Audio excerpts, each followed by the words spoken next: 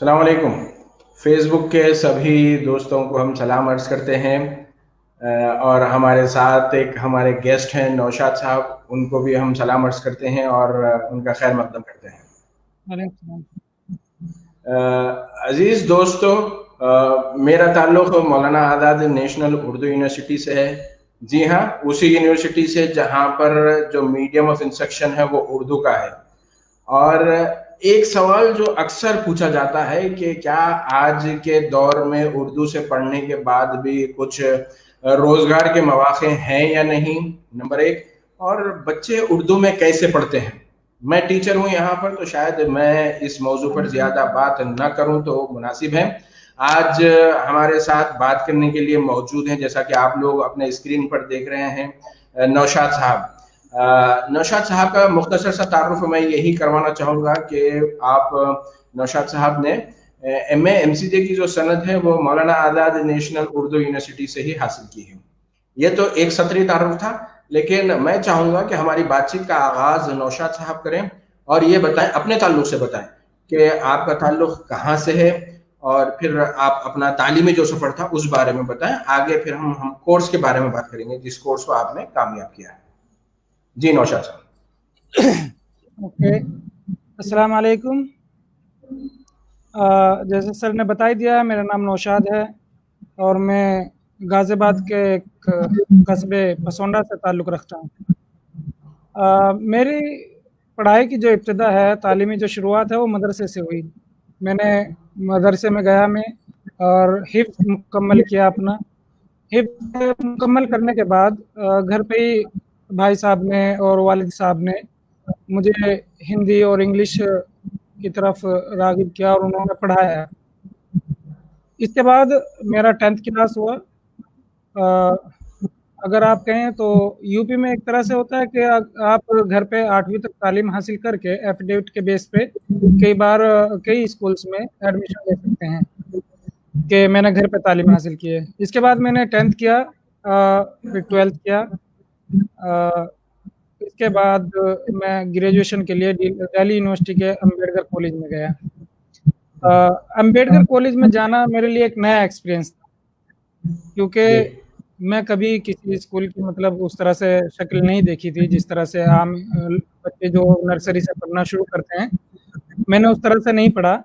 और मैं ग्रेजुएशन में जाने के बाद मुझे एक नया बिल्कुल नई दुनिया दिखाई दी। मेरे अंदर कॉन्फिडेंस बहुत कम था।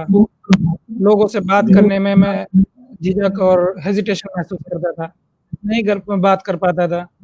ये सारी चीज़ें जब मैं शुरुआत में कॉलेज में गया तो वहाँ के जो टीचर हैं माशाअल्लाह, उनका बहुत मेहनत है उनकी, जो आज मैं आपसे बात कर रहा हूँ कैमरे पर। क्योंकि एक ऐसा इंसान जो नॉर्मली किसी से बात करने में हेजिटेशन महसूस करता था, हेजिटेट होता था, आज वो कैमरे पे बात कर रहा है तो ये बड़ी बात है। जी और जी। इसका श्रेय मैं कहूँगा इसकी जो पूरा मतलब अ क्रेडिट समझिए, क्रेडिट या श्रेय एजाज। आप समझ रहे हैं। जी, जी इनका जो इसका जो क्रेडिट देना है वो टीचर्स को मैं दूँगा, क्योंकि प्रदीप सर थे वहाँ ग्रेजुएशन में। तो जी एक दिन मैं अक्सर सबसे पीछे वाली बेंच पे बैठता था। जी। तो उन्होंने मुझे बुलाया कि बच्चे क्या बात है? वो अक्सर कहते थे, हाँ बच्चा बताइए। हाँ। तो उन्होंने कहा क्या बात है? आप बिल्कुल सबसे पीछे बैठते हैं, खामोश रहते हैं। तो मैंने उन्हें बताया कि मैं किस जगह से आया हूँ, मैं मदरसे से आया हूँ और मैं इन सारी चीज़ों को जो यहाँ कॉलेज में हो रहा है और जिस तरह की लोग यहाँ बात करते हैं, मैंने वो कभी सुनी नहीं है। तो उन्होंने कहा कोई बात नहीं, आइए। उन्होंने मुझे मुझे कुछ किताबें दी शुरुआत में, तो मैंने वो पढ़ी और उन्होंने कहा कि आप ये पढ़िए और हफ़्ते दिन, 10 दिन, 15 दिन बाद हम इस पे बात करेंगे। तो इस तरह उन्होंने मुझे किताबें देनी शुरू की और मैंने उन्हें पढ़ के उन पे तबादला-ए-ख़्याल किया। अ, तो इसके बाद मुझे मतलब एक तरह से ये महसूस हुआ कि नहीं, मैं भी वो सब कर सकता हूँ, उस तरह से बातें कर सकता हूँ, जिस तरह से ये सब लोग क्लासमेट जो हैं मेरे, वो करते हैं। तो विजेंदर सर थे, विजेंदर सर ने काफ़ी सपोर्ट किया और विनीत सर थे, शशि मैम थी। तो इन जी सब ने ना मुझे मिलके इस तरह से बनाया कि मैं आज जी। लोगों से बात कर पाता हूँ। इसके बाद नौशाद साहब यहाँ ग्रेजुएशन पर मुकम्मल हुआ तो टेंशन ये थी। जी, नहीं, वो मैं उसी जी सवाल सर। पे आ रहा था कि आपका जो आपने ग्रेजुएशन दिल्ली से कंप्लीट किया, ठीक है, वहाँ के कॉलेज से। अब उर्दू यूनिवर्सिटी कैसे पहुंचे आप? कैसे आपको पता लगा कि यहाँ पर उर्दू यूनिवर्सिटी में भी मास कम्युनिकेशन का कोर्स है और वो करना है? हाँ, तो सर मैंने असल में क्या किया कि ग्रेजुएशन मुकम्मल होने के बाद मैं वही बताना चाह रहा था कि मैंने ट्राई किया अलग-अलग यूनिवर्सिटीज़ में। जामिया में किया और आपका ए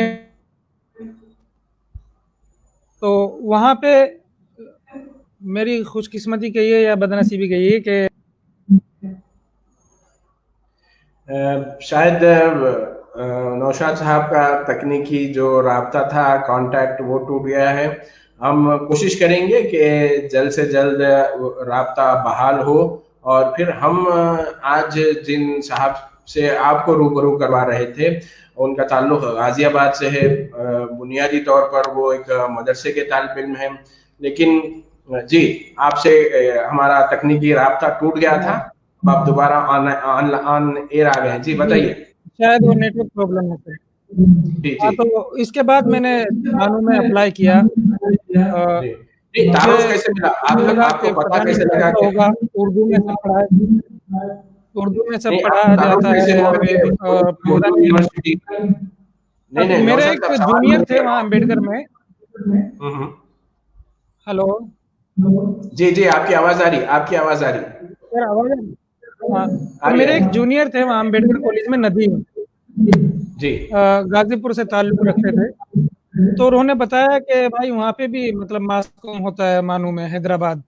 हम्म, तो मैंने कहा अच्छा। तो उन्होंने कहा लेकिन वहाँ मीडियम ऑफ इंस्ट्रक्शन जो है वो उर्दू है। हम्म, तो मैंने कहा कि इससे क्या फ़र्क पड़ता है कि क्या क्या मीडियम है? असल बात ये है कि नॉलेज हमारी बढ़ेगी। मतलब वो तो हमारे ऊपर डिपेंड करता है हम किस तरह से टीचर से वो सब इल्म हासिल करें जो हमें चाहिए और अपनी कन्वीनियंस के हिसाब से उनसे लैंग्वेज का बैरियर को तोड़ते हुए उनसे समझने की कोशिश करें। जी, तो मेरा एडमिशन हो गया सेकंड कट ऑफ में मानू में। जी। इसके बाद मैं यहाँ आया। अच्छा, एक एक और सवाल। फिर शायद तकनीकी मसला पैदा हो गया जिसकी वजह से हमारा नौशाद साहब से कांटेक्ट टूट गया। एक मदरसे का स्टूडेंट है जिसने ग्रेजुएशन दिल्ली से किया है। दिल्ली में ग्रेजुएशन करने के बाद दिल्ली का जो माहौल है या वहाँ की जो तालीमी सहूलियात है, इंफ्रास्ट्रक्चर है, उसके बाद दोबारा हैदराबाद आना, वो कैसा रहा? हम फिर जुड़ चुके हैं हमारे साथ नौशाद साहब। तो सवाल मैं आपसे ये पूछ रहा था कि आप दिल्ली में ग्रेजुएशन किए, तो दिल्ली का माहौल, वहाँ के कॉलेजेस, वहाँ का इंफ्रास्ट्रक्चर, वो देखने के बाद फिर आप हैदराबाद आना और फिर उर्दू यूनिवर्सिटी में दाखिला लेना, ये कैसा तजुर्बा रहा आपके लिए? ये वाक़ई मतलब एक बहुत ही मुख़्तलिफ़ था और बहुत ही अलग एक एक्सपीरियंस था मेरे लिए। उसकी वजह ये है कि जी, एक तो मैं कभी इससे पहले बाहर रहा नहीं घर से। मैं हमेशा घर पे मेरी जितनी भी स्टडी हुई है, जितनी तालीम मैंने हासिल किया है, वो सब घर पे रहते हुए की है। तो जी, घर से दूर आना ये अपने आप में एक चैलेंज था। यहाँ आने के बाद यहाँ का जो स्ट्रक्चर है मुझे काफ़ी उसने प्रभावित किया, काफ़ी मैं उससे मुतासिर हुआ। यहाँ के जो टीचर है, मैं सोच रहा था पहले आते हुए कि पता नहीं वहाँ के टीचर मतलब यहाँ जैसे होंगे जैसे मुझे अम्बेडकर में मिले हैं, उस तरह से सपोर्टिव होंगे या नहीं, या वो किस तरह से बात करेंगे, पता नहीं क्या सामने तासुर जाएगा। तो लेकिन जब मैं यहाँ आया, तो मतलब एक जिस तरह से फ़ैमिलियर यहाँ टीचर्स रहते हैं, प्रोफ़ेसर हमारे, वो एक देख के मैं अम्बेडकर की ज़्यादा याद नहीं आई और मुझे लगा कि मैं खुशनसीब हूँ कि मुझे दोबारा उसी तरह के टीचर मिले जैसे कि मुझे ज़रूरत थी, जो मुझे गाइड कर सके। इसके बाद रही मीडियम ऑफ इंस्ट्रक्शन की बात, तो मुझे नहीं लगता कि उर्दू और हिंदी या इंग्लिश का मीडियम ऑफ स्ट्रक्चर होने से कोई फ़र्क पड़ता है। अगर आपकी बात समझ में आती है और टीचर इतने काबिल हैं कि वो आपको बात को समझा सकें, वो चाहे इंग्लिश में हो, उर्दू में हो, हिंदी में हो, तो आपको वो बैरियर महसूस नहीं होता जो लैंग्वेज का एक होता है। यहाँ पे आके मुझे वो महसूस हुआ। उर्दू में किताबें पढ़ी, इससे मुझे ये फ़ायदा हुआ कि मेरी उर्दू और ज़्यादा अच्छी हो गई। जो पहले नहीं थी। दूसरी बात, मुझे एक नई लैंग्वेज का तजुर्बा हुआ और मैंने महसूस किया कि उर्दू के वजह से भी मैं रोज़गार हासिल कर सकता हूँ, क्योंकि पहले मैं सोचता था कि उर्दू से कहाँ रोज़गार मिलेगा, कहाँ उर्दू बोली जाती है। लेकिन आखिर में मुझे इसी उर्दू की वजह से काम के लिए काम मिला और मैं इसी की वजह से काम कर रहा हूँ क्योंकि मुझे उर्दू आती है। इसीलिए मेरा आज खर्च चल रहा है। इस हवाले से सर। बताइए कि यहाँ पर जो 2 साल आपने कोर्स किया था, 2018 में आपका एडमिशन हुआ था एमसीजे में। जी, जी, जी। तो इस उसमें बताइए कि आप दिल्ली से यहाँ आए तो यहाँ पर कैसे आपको हॉस्टल मिला या नहीं मिला, और क्या चीज नहीं, आप बिल्कुल बता सकते हैं, आप पास आउट स्टूडेंट हैं, तो हम चाहेंगे कि आपकी राय जी, ज्यादा खत्म होगी जो देखने वालों के लिए, मतलब वो लोग आपसे सुनना चाहेंगे कि एक स्टूडेंट खुद क्या कह रहा है, यहाँ जो फैसिलिटीज है या यहाँ का जो इंफ्रास्ट्रक्चर है। जी। तो सर फर्स्ट ईयर में मुझे हॉस्टल नहीं मिला, मुझे बाहर रहना पड़ा और बाहर रहने की सबसे बड़ी जो मुश्किल मेरे सामने थी वो ये थी, एक तो कभी बाहर रहा नहीं तो मुझे कपड़े धोना, खाना बनाना, इस तरह की चीज़ें नहीं आती थी।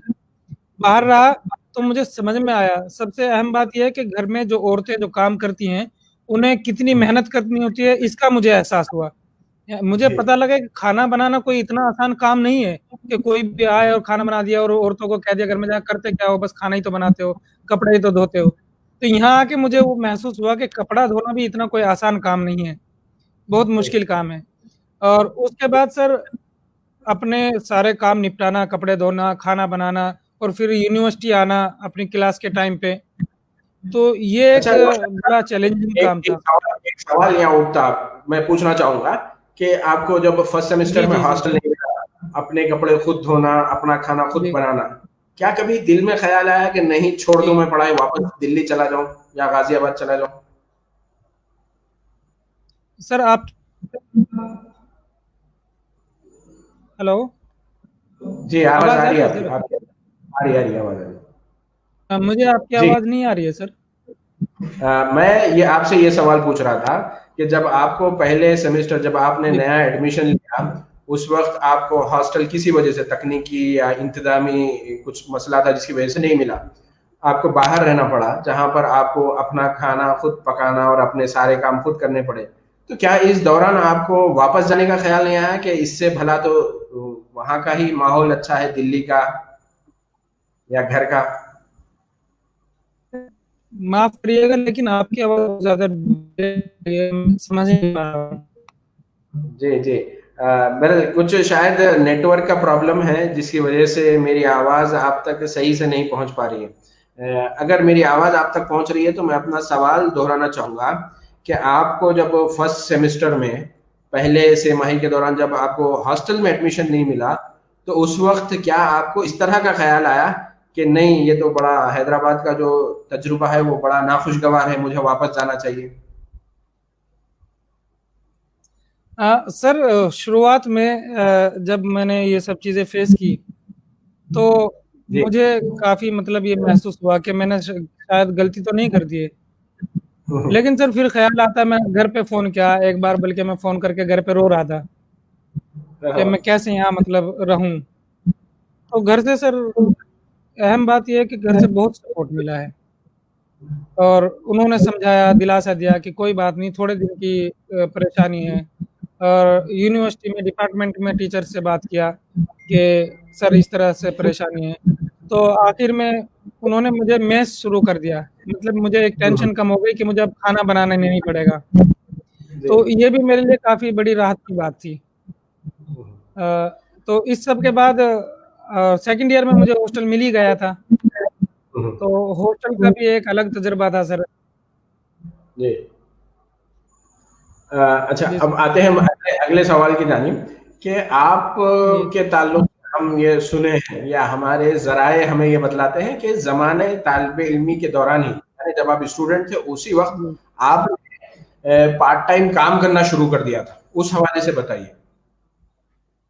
सर मुझे कभी-कभी मतलब कुछ न्यूज़पेपर के लिए या किसी वेब पोर्टल के लिए कभी ट्रांसलेशन का, कभी कंटेंट राइटिंग का, इस तरह का हुँ, काम हुँ। मिल जाता था। जिससे यहाँ रहते हुए मुझे थोड़ा बहुत मतलब खर्च मेरा निकल जाता था। कभी 5,000 कभी 7,000 इस तरह से मुझे मिल जाता था। और इसके बाद सर जब मैंने फर्स्ट ईयर कंप्लीट होने के बाद जब इंटर्नशिप की तो जी। मैं थैंक्स बोलना चाहूँगा विजेंदर सर को, क्योंकि उन्हीं की मेहनत की वजह से मैं बीबीसी में इंटर्नशिप कर पाया सर। अच्छा, मैंने उनसे दिल्ली बात में की कि आपने क्या मुझे किया?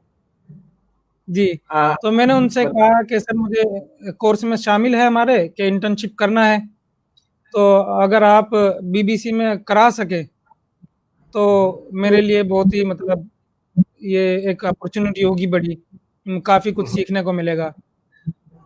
शुरुआत में सर बिल्कुल मना कर दिया बीबीसी वालों ने कि हम इंटर्नशिप कराते ही नहीं हैं, और वो कराते भी नहीं हैं सर। लेकिन मैंने काफ़ी मतलब लगातार 2 महीने 3 महीने तक मैंने उनसे कॉन्टैक्ट रखा, उन्हें मेल करता रहा। मैंने कहा 8-10 दिन, 15 दिन, 20 दिन जो भी है, मतलब जितना हो सके कम से कम भी। अगर वो मुझे 1 दिन के लिए भी बुलाते सर तो मैं जाता। तो अच्छा। बात ये है कि उन्होंने मतलब पता नहीं किस वजह से क्या महसूस किया होगा। उन्होंने मुझे कहा कि ठीक है हम आपको 8 दिन के लिए मतलब 1 वीक का आपको टाइम देंगे। 1 वीक के बाद मतलब 10 दिन का। उसके बाद फिर मैंने और थोड़ा रिक्वेस्ट किया तो लास्ट 15 डेज़ था। 15 डेज़ के बाद उन्हें शायद काम पसंद आया हो या जो भी मैं पता नहीं क्या वजह रही होगी, कि शायद काम से खुश हुए हों या क्या। तो उन्होंने 15 दिन मुकम्मल होने के बाद मेरे लिए 1 वीक और बढ़ा दिया सर। तो मेरी 3 वीक की वहाँ पे इंटर्नशिप रही और मुझे काफ़ी कुछ सीखने को मिला। अ, एक बार जो फ़िल्म में स्टार हैं पंजाब के हैं, उनका इंटरव्यू लेने के लिए तो मैं कैमरे के लिए भी मुझे मुझको लेके गए। इसके अलावा ट्रांसलेशन का उन्होंने काम मुझसे कराया। वो स्टोरी के लिए मुझे साथ में लेके गए, तो वहाँ पे बहुत कुछ सीखने को मिला। उसके बाद से जब मैंने वहाँ से छोड़ दिया तो वहाँ पे बात हुई कि बाद में भी वो काम वग़ैरह मुझे देंगे। तो वो ट्रांसलेशन के लिए मुझे लिंक वग़ैरह भेजते रहते हैं, मैं उनके लिए फ्रीलांस करता हूँ और दूसरी जगह पे एक आध जगह है जो थोड़ा बहुत खर्च निकल जाता है मेरा। जो लोग हमारा ये लाइव ट्रांसमिशन देख रहे हैं या बाद में रिकॉर्डेड फॉर्मेट में देख रहे हैं, देखिए वो एक अहम बात अभी आपने नौशाद साहब से सुनी है जी। मौलाना आजाद नेशनल उर्दू यूनिवर्सिटी से पढ़ने के बाद या पढ़ने के दौरान ये इंटर्नशिप के लिए बीबीसी जाना चाहते थे, और बीबीसी वालों ने कहा कि हमारे पास ऐसी कोई पॉलिसी नहीं है कि हम किसी स्टूडेंट को एज ए इंटर्न वो करें। लेकिन ये जो मुसलसल इनकी तरफ से कोशिश थी, बार बार फोन करना या ईमेल करना, कांटेक्ट करने की कोशिश करना, और उसका रिजल्ट भी आप देख रहे हैं कि बीबीसी में इंटर्नशिप का मौका मिला। इब्तिदा में 8 दिन का था, लेकिन फिर वो एक्सटेंड हुआ, और फिर वो एक्सटेंड हुआ तो बाद में फिर काम से इतना मुतमईन हो गए वो लोग कि उन्होंने बाद में भी काम देना शुरू कर दिया। तो इस चीज से बताना चाह रहा हूं कि जो जी। चीज अगर मैं हमारे यहाँ के जो पास आउट स्टूडेंट हैं या हमारे यहाँ के स्टूडेंट अपनी इंटर्नशिप बीबीसी में करते हैं, तो शायद आप लोगों को थोड़ा सा का यकीन करने में मुश्किल होती है। आज खुद हमारे स्टूडेंट तो थे, स्टूडेंट हमारे एक एक्स स्टूडेंट आपसे बात कर रहे हैं, तो मेरे हिसाब से अब आप हजरात के लिए समझना आसान होगा कि पहली चीज जो चीजें अब तक मैंने नोट की बातचीत के दौरान कि जबान कोई मसला नहीं है। बुनियादी चीज जो चीज मैंने नोट की नौशाद साहब से वो ये है कि आपके अंदर एतमाद चाहिए। अगर किसी तालिब इल्म के अंदर, चाहे वो हिंदी से पढ़े, अरबी से पढ़े, उर्दू से पढ़े, इंग्लिश से पढ़े, एतमाद है, तब वो आगे बढ़ सकता है। और फिर जैसे खास तौर पर उन्होंने अपने डिग्री कॉलेज का भी जिक्र किया है, तो वाकई के मदारिस के तलबा में भी वो टैलेंट है, वो पोटेंशियल है, वो सलाहियत है कि वो आगे निकल के किसी भी यूनिवर्सिटी कॉलेज के तलबा के साथ कम्पीट कर सकते हैं और अपनी सलाहियत के बुनियादों पर अपने लिए जगह बना सकते हैं। अब हम आते हैं काम की बात पर। नौशाद साहब, आपने कहा कि इंटर्नशिप के दौरान आपने इंटरव्यूज भी किए और ट्रांसलेशन का भी काम किया, तो इस ट्रांसलेशन के हवाले से जी। बात बताइएगा। उससे पहले मेरा सवाल कि आपको सहाफत में आना है या मास कम्युनिकेशन का कोर्स करना है, ये दिलचस्पी कैसे पैदा हुई और कब पैदा हुई? सर मुझे आवाज़ नहीं आई, लेकिन शायद ये पूछना चाह रहे हैं कि मास कम्युनिकेशन में मेरा इंटरेस्ट कैसे आया? मुझे जी जी कैसे महसूस हुआ कि मुझे ये कोर्स करना चाहिए? जी। सर शुरू में एक्चुअली भाई हम भाई साहब जो है हमारे बड़े भाई साहब, जी, जी। उन्होंने एक अखबार शुरू किया था वीकली, हाँ, अवाम पन्ने में। हाँ। तो मैं उनके साथ में बैठता था अक्सर, तो उस पे बात होती थी। कुछ लोगों से कॉन्टैक्ट हुए जो बड़े सहाफ़ी गुज़रे हैं, ख़ास तौर से बशीर अहमद साहब थे एक बिहार के, तो बड़े हुँ, हुँ। सहाफ़ी थे। तो जब मैं इनकी मतलब इनके साथ रहा, इनके साथ बैठा थोड़ा बहुत, तो मुझे ये महसूस हुआ कि यार ये अच्छी चीज़ है, ये सीखना चाहिए। मतलब इससे ये होता है कि आपको पढ़ने की और चीज़ों को समझने की जो एक क्षमता है, वो आप में के अंदर डेवलप होती है, बढ़ जाती है। क्योंकि जब आप कई लोगों को सुनते हैं और उन्हें पढ़ते हैं, तो इससे आपकी जो अ, लोगों के विचार, उनके थॉट्स, ये समझने की क्षमता आपकी बढ़ जाती है, ताकत बढ़ जाती है। तो इस वजह से मैंने सोचा कि ये अच्छी चीज़ है और दूसरी बात, इसमें आपके लिए कोई भी सब्जेक्ट कैद नहीं है कि आपको सिर्फ़ एक ही पर्टिकुलर सब्जेक्ट को आप पढ़ेंगे। आप जी, अगर सहाफ़त में हैं, तो आप के लिए हर आपका सब्जेक्ट है, हर सब्जेक्ट जो भी विषय हैं, जो भी सब्जेक्ट हैं, वो सब आपके सब्जेक्ट से रिलेटेड है। चाहे वो पॉलिटिक्स हो, वो सामाजिक विज्ञान हो, या फिर आप ज्योग्राफ़ी हो, मतलब जितने भी आपके सब्जेक्ट हैं, अदब हो, और अदब की तो मैं समझता हूँ कि मतलब साहित्य की सबसे ज़्यादा ज़रूरत है पढ़ने की। क्योंकि उससे जिस दौर में वो उपन्यास जो नॉवेल लिखा गया है, उस दौर के क्या हालात थे, वो समझने में एक तरह से मदद मिलती है।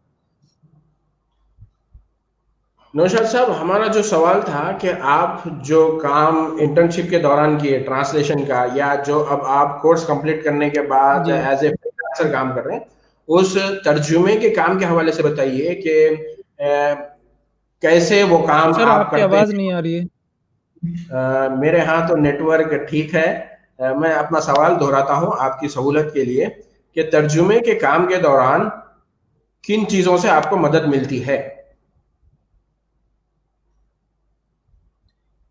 सर सबसे पहले तो आप मतलब जो जिस टेक्स्ट का आप तर्जुमा कर रहे हैं, उसे समझना और उसके पस मंज़र को समझना ज़रूरी है।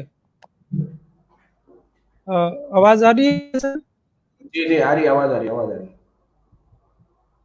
आप कंटिन्यू कीजिएगा, आपकी आवाज़ आ रही है, और आपकी आवाज़ आ रही है, आप कंटिन्यू कीजिएगा। आवाज़ आ रही है नौशाद साहब, आप कंटिन्यू हेलो? कीजिएगा। जी, जी, आपकी आवाज़ आ रही है, आवाज़ आ रही है आपकी। आपको हम सुन पा रहे हैं। नहीं सुन पा रहा हूँ सर। नहीं, नहीं, आपकी आवाज़ हम तक पहुँच रही है। शायद कुछ नेटवर्क नेटवर्क का प्रॉब्लम है, जिसकी वजह से उस तरह का तासुर मिल रहा है। बताइए नौशाद साहब। दोस्तों, शायद ये देखिए, हम ये टेक्नोलॉजी इस्तेमाल सर कर। माफ़ी चाहूँगा, मैं आपको सुन नहीं पा रहा हूँ। क्या आपको जी, मेरी हम आवाज़ आ रही है? आ रही है, आपकी आवाज़ आ रही है। आपकी आवाज़ आ रही है। ओके। तो सवाल सर मेरा। मैं ये कह रहा था कि सबसे पहले आपको उस कंटेंट को समझना होता है जिसका आप ट्रांसलेट कर रहे हैं। दूसरी बात उसके मुहावरों से, जो उसमें कहावतें हैं, जिस तरह से टर्मिनोलॉजी यूज़ की जाती है, उसका आपको इल्म होना चाहिए।